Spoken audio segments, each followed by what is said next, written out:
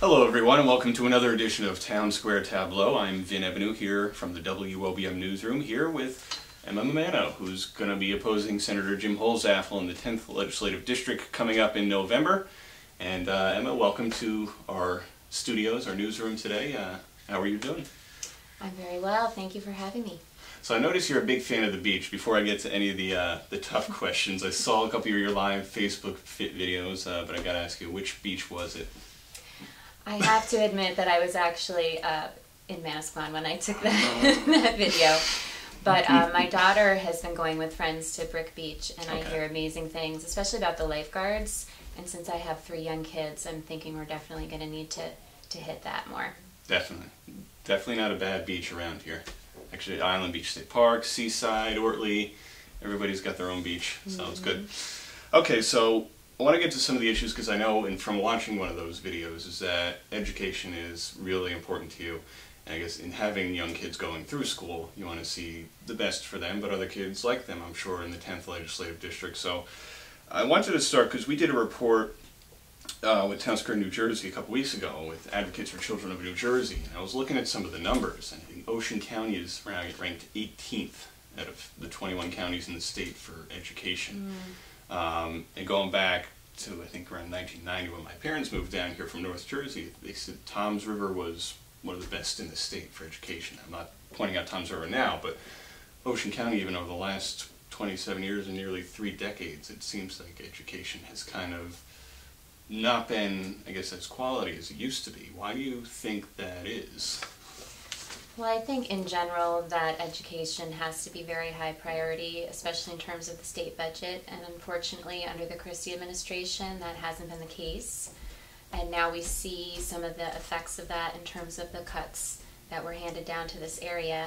So, you know, my desire as a senator is to go to Trenton and work really hard to make sure that the money is there in the budget to fully fund the public school system, and to not pit taxpayers against one another. I just don't believe that's a good solution. Now you mentioned some of the cuts. I know Senate President Steve Sweeney has proposed this, and a lot agree with some of these school funding cuts, which would be more or less a dagger to some of the districts around here, especially Toms River, which is one of the largest districts in the state, and they lose somewhere between $2–3 million. Even Brick Township would be affected as well. Is there a solution, do you think, that differs from what he was proposing and that many agree with, that wouldn't, you know, cut that kind of funding from those districts or any district, but it would find another way to provide districts who do need funding for teachers or educational resources, to just find a different way to get them money instead of, you know, having a Robin Hood approach here where you're just taking from some of the richer districts and giving it to the poor? Right, right. Well, I think that, you know, the current plan is not ideal. I think that everyone in Trenton is working hard to find a solution, dealing with the reality of the funding that exists, which is not optimal. In 2008, the School Funding Reform Act passed, bipartisan support, and then with Christie in control, it just was never funded. So I think if we adequately fund, it's not going to be this kind of situation where some people get the money and others have cuts, and it will be a predictable formula across the state. We spoke to a couple of districts around here over the last year or so of districts that could be affected, would be affected, whatever. Even recently, Freehold Borough says, all right, yeah, sure.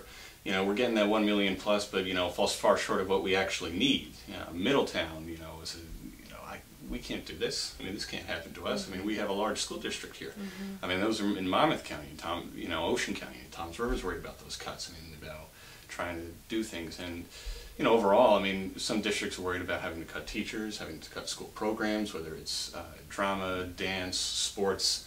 Even in Lakewood, they've had problems having to cut their own sports programs. So what would you say to some of the lawmakers out in Trenton to say, hey, you know, we can't be cutting districts, we need to be actually adding?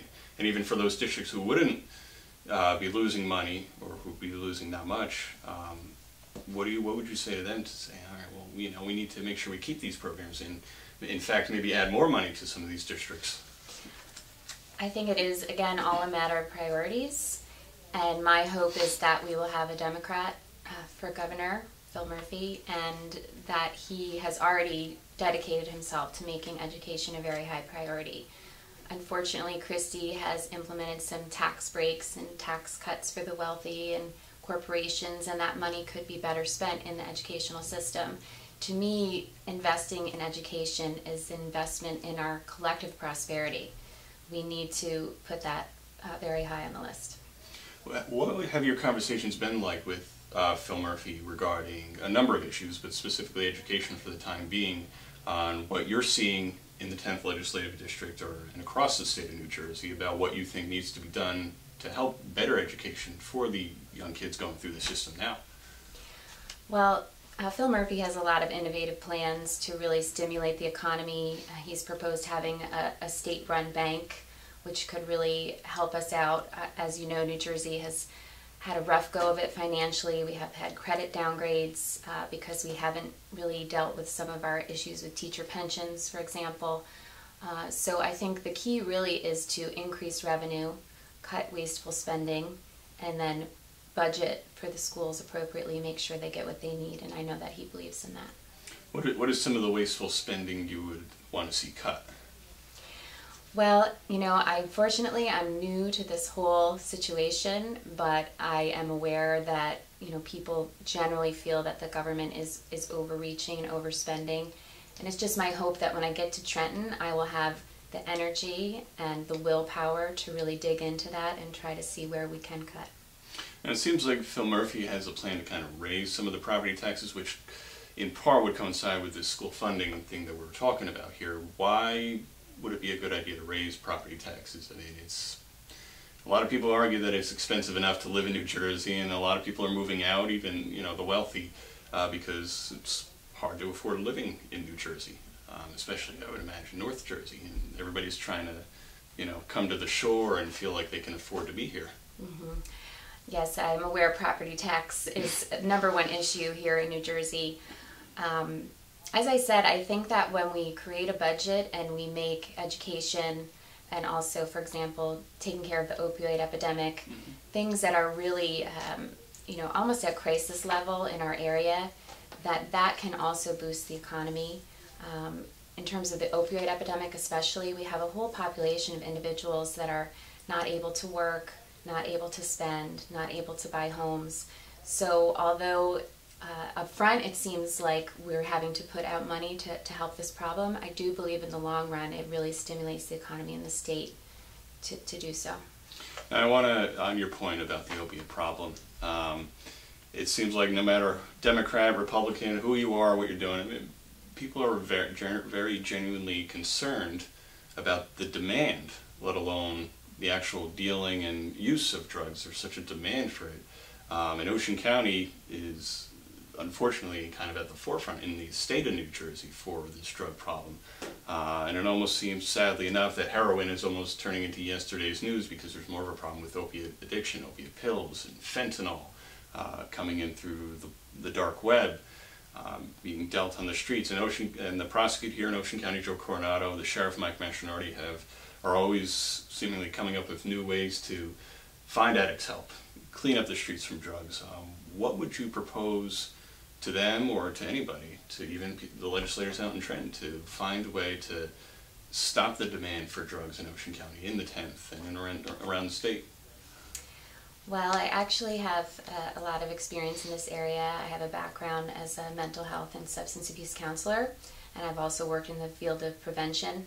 So I kind of have a well-rounded view of the whole situation, and it's a problem. You know, it's a big problem that one person cannot solve on their own. So I'm more interested in building coalitions among law enforcement, community leaders, treatment providers, and the consumers to come up with innovative ways to deal with this problem, because what we're doing right now is not working that well. I'm sure Congressman Tom MacArthur is on the Bipartisan Heroin Task Force in Washington. You know, has been up here and is always seemingly looking for new ways to try to combat the epidemic and come up with new ways and try to say, hey, you know, there's a lot of drugs coming in from over the southern border, almost agreeing with President Trump that, you know, they need to cut this demand coming into the United States, let alone coming in from across the southern border. What are your views on that, and have you had any conversations with Tom MacArthur, or will you, on anything regarding this epidemic? Well, when I am the senator for this district, I would hope I could have some conversations with him about the solutions he's proposing. Sadly, I feel there's so many good people that are really grappling with this issue, but they're kind of working in not great concert with one another. So there needs to be better coordination so people aren't just spinning their wheels and we're not kind of getting anywhere. One issue that I see is there's just a lack of treatment availability right here in New Jersey. And I've spoken to many people that have had to go down to Florida, for example, for detox, and then they come back home and there's no continuum of care. There's not a wraparound kind of service that helps them stay clean and helps them get back into society and be productive and contributing to the state here in New Jersey. So that's something I'm interested in exploring. I've spoken to, in covering this drug epidemic, even in the last couple of years since I've been here, with speaking to recovering addicts, speaking to law enforcement, but I've also spoken to a couple of people who are on the other side of the addiction, family members who have seen a loved one either battle it and make it out, or battle it and unfortunately lose that battle. What would you do, or what would you propose to make sure that there are centers for people to go for help, so that they say, for those who say, oh, well, I don't have a problem, I could do this myself. Unfortunately, in most cases, they seem to lose that battle. Where would funding come from, and what would you do to advise some of these detox centers, these rehab facilities, to keep them in treatment maybe longer than 6 months, maybe longer than a year, to make sure that they are mentally focused on, okay, that's yesterday, I'm not there anymore, I'm not in that dark place. Well, I think that's where a more comprehensive, supportive system that's well integrated comes into play, because we know that most people with substance abuse disorders also have some kind of underlying mental health issue. So it's not enough to just put them into a detox or a very specific substance abuse treatment program unless we're dealing with the underlying issues that brought them to the addiction in the first place. So we need psychiatrists, we need social workers, we need peer support, we need counselors that are kind of supporting and surrounding this individual to maximize their success. I want to ask you, because I've been thinking, with lawmakers and trend discussing making marijuana legal. People are still going to abuse it whether it's legal or not in New Jersey, unfortunately, but would you be supportive of that, with many circles, many medical circles saying that marijuana is a gateway drug to more darker drugs like heroin and other, fentanyl? So would that be a good idea to legalize that and possibly put that in the wrong hands? That's a great question. It's something I've really been thinking about. I would definitely need to think more, learn more, understand more about the issue before I could say one way or the other. Having worked in the prevention field, that is a big concern. There's a lot of emphasis on preventing anyone from using marijuana because we're afraid that it will take them down the wrong path.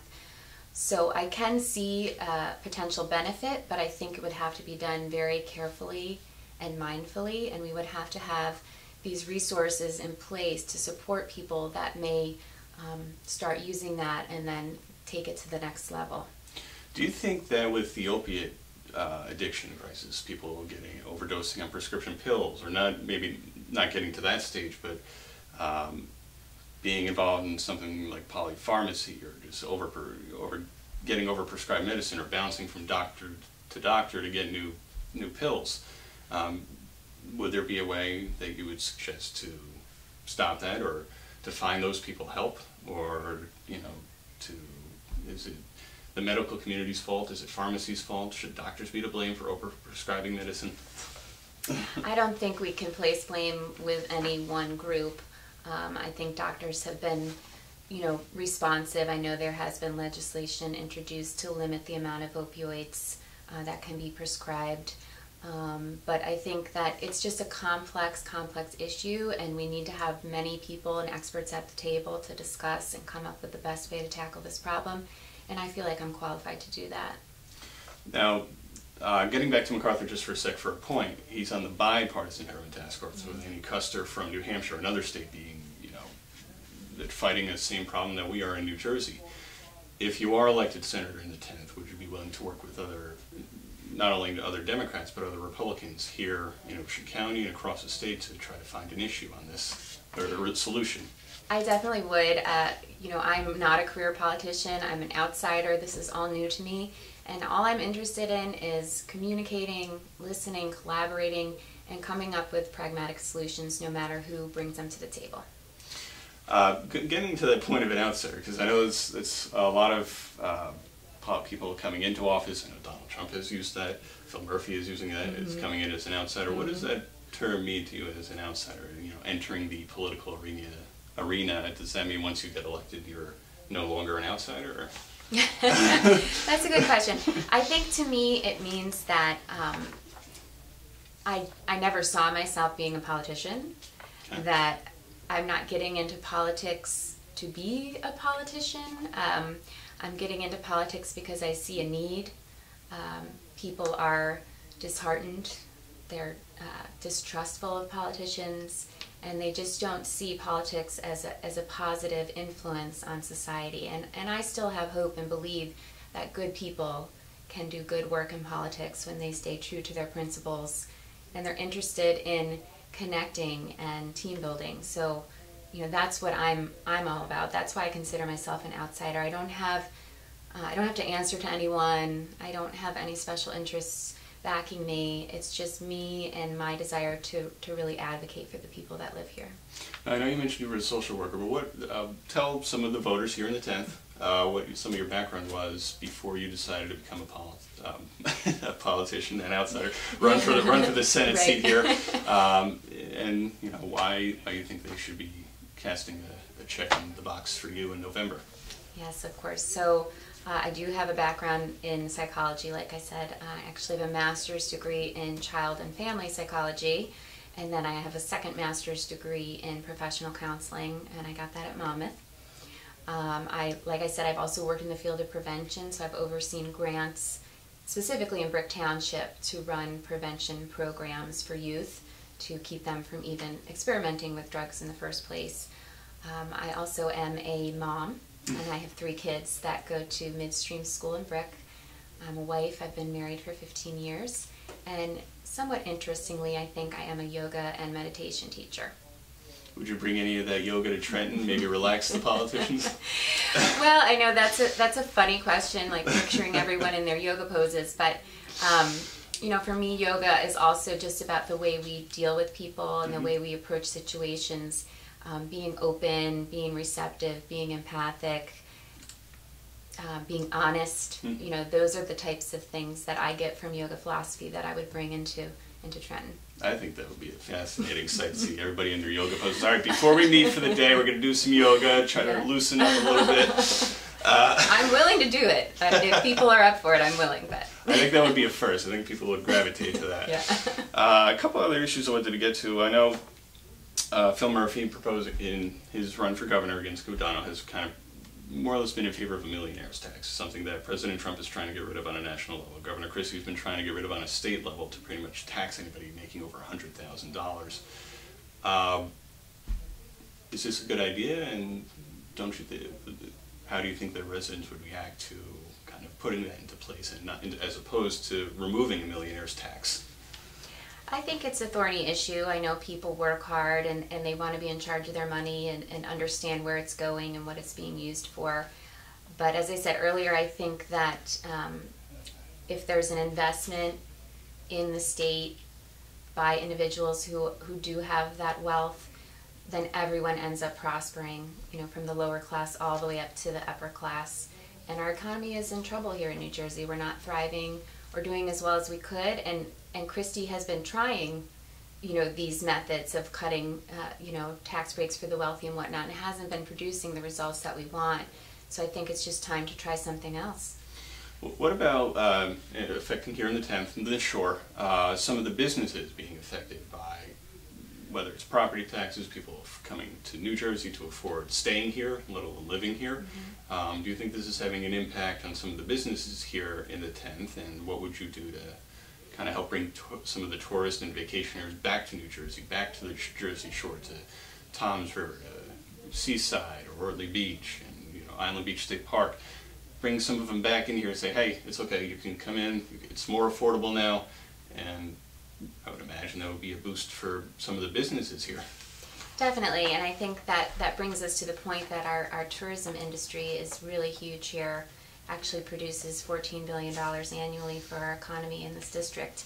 So that's something I would be very focused on as a senator, and especially focusing on ways that we can protect the resources we have here, clean beaches, clean water, and clean Barnegat Bay. I think that's really crucial.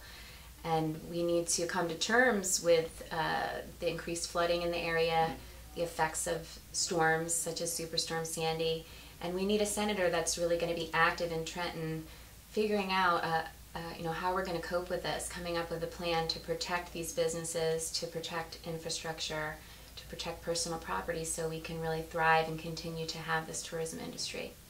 A couple of points I wanted to get to off of that. One being with the Barnegat Bay. I spoke with Dr. Stan Hales with the Barnegat Bay Partnership last year, and Jim Vasilides, who also works there, as they released their report last year. And he said, there are some good things there, but there's a lot of things that they're concerned about.